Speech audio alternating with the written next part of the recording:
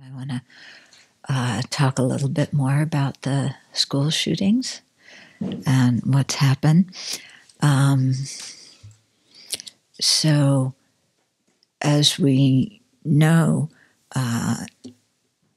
there's the people from the Sandy Hook school shooting, I think 5-6 years ago now, when 20 little kids were mowed down. So they've had this very nice, wonderful organization and this habit of doing vigils. And so what we'll do as part of the retreat for the next 3 days, we'll consider our practice as a vigil for especially dedicated to the victims of gun violence. So not only the ones from the school shooting, but all the other people that are not victims of mass shootings, but that get killed every day in America, that don't even make the newspapers because it's so common now. So let's dedicate for all of them. And by reciting at the last session, or at least at some session during the day, the prayer to be reborn in Sukhavati that Jay Tsongkhapa wrote. Okay. Then it's been very interesting to hear some of the comments of the students at that school because they're speaking up. And, these kids are going to be the next generation of voters. And they're pretty fed up with what's going on and why, they have to go to school being afraid of being shot, especially by their classmates.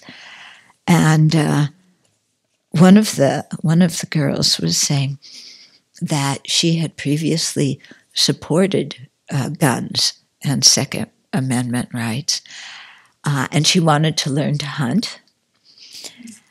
But then after, I guess it was Wednesday, Was Wednesday the shooting or Tuesday? Anyway, whichever day it was, I think it was Wednesday, then after that, her whole thought changed. Because before she wanted to become a junior NRA member, and after she had that experience of bullets whizzing by her, that aspiration went blank.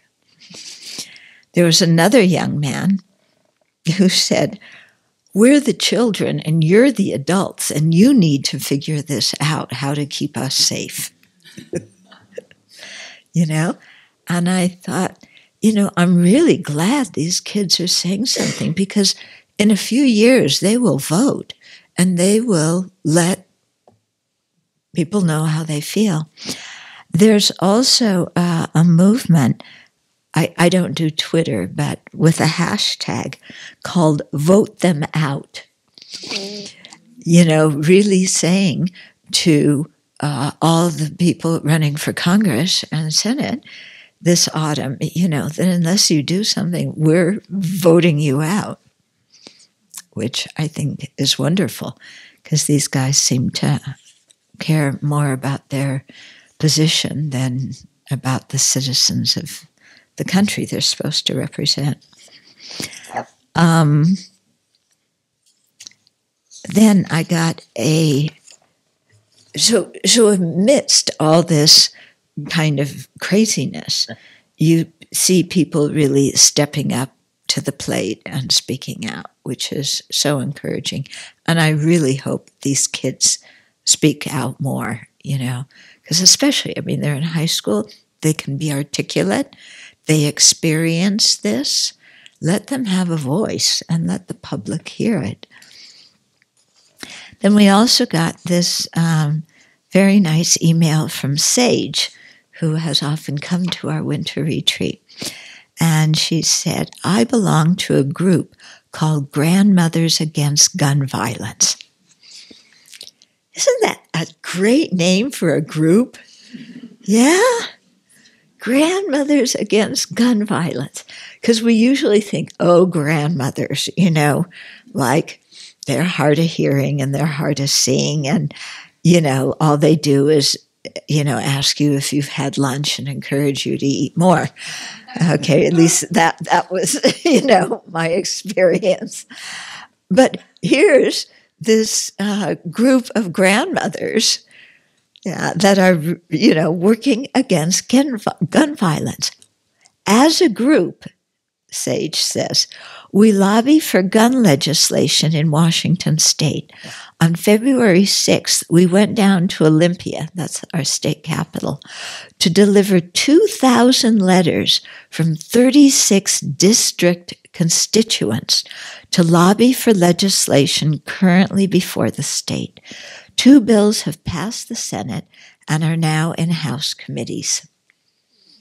Yeah, and I'm not sure if one of those bills is, but in our state, the bill to abolish the death penalty made it out of committee. Yeah, so that's really good. So legislators over and over again stress the need to hear from their constituents. As you can imagine, Seattle is very supportive of legislation for reasonable gun safety, but Eastern Washington, our area, and rural areas, our area, not so much. Okay.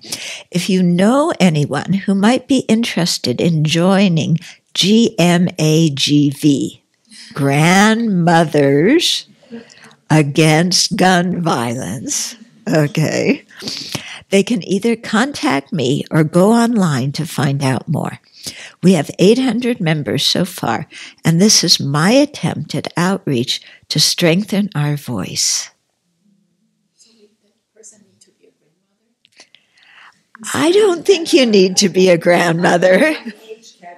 Yeah, just be in the age category. Oh, so are you volunteering? Grandma Semke. Granny Semke. Okay. Granny Chuni, Granny Tarfa, Granny Tanya. She said she emailed you already. So, I don't know. I haven't good. But I am a granny. Yeah. Do you have kids? My husband has a grandson. Oh, okay. Okay, so that's, some good news in the face of a tragedy of people really getting active and doing something.